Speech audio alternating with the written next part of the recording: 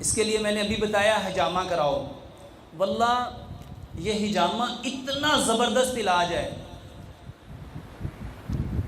دنیا میں اس کو کپنگ تھراپی کہتے ہیں، اور ایک ملک ہے اس کا قومی علاج ہے حجامہ. لیکن ہمارے مسلمان صرف نبی صلی اللہ علیہ وسلم سے محبت کا دعویٰ کرتے ہیں. پتہ کچھ ہوتا؟ پتہ حجامہ ہوتا کیا ہے؟ کتنے لوگوں کو پتہ ہے؟